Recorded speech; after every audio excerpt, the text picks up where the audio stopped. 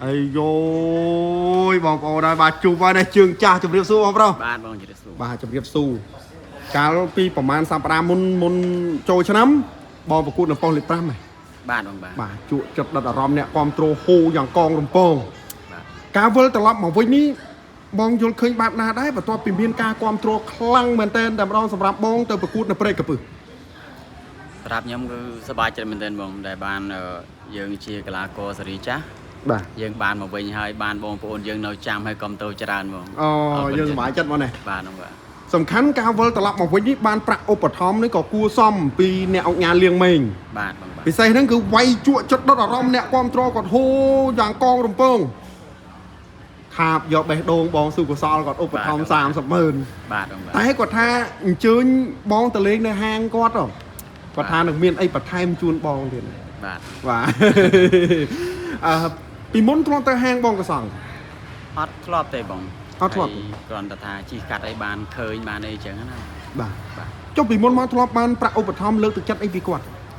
អត់ដែរទេបងបើខានមកយូរនោះបងខាន5ឆ្នាំ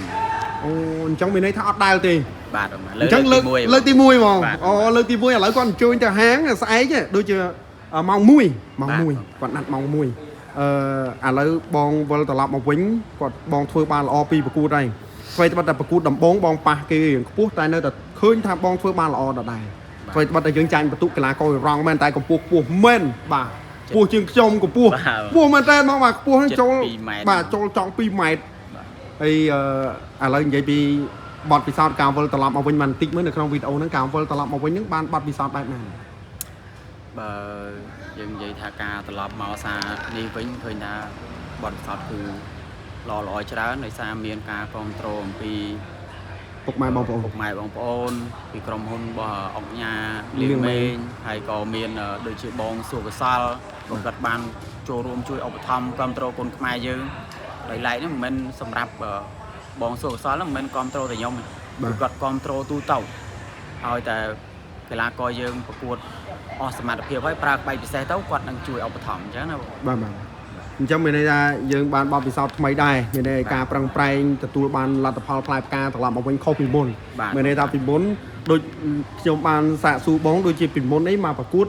បានលុយឧបត្ថម្ភច្រើនបំផុតដែរដែលបងធ្លាប់បាន600000បាទ10ឆ្នាំជាងតែដល់ពេលវិលត្រឡប់មកវិញនេះដូចជាមុនចូលឆ្នាំដូចបាន1លានហើយដែលមានថវិកាលើកទឹកចិត្តពីបងសុកសលទៀតបានមិនធម្មតាទេចឹងប្រមូលយកមិនធម្មតាដែរហើយចុះឥឡូវសាប្តាហ៍នេះឮថាប៉ះមហាម៉ាត់ខេរីនេះយ៉ាងម៉េចដែរបង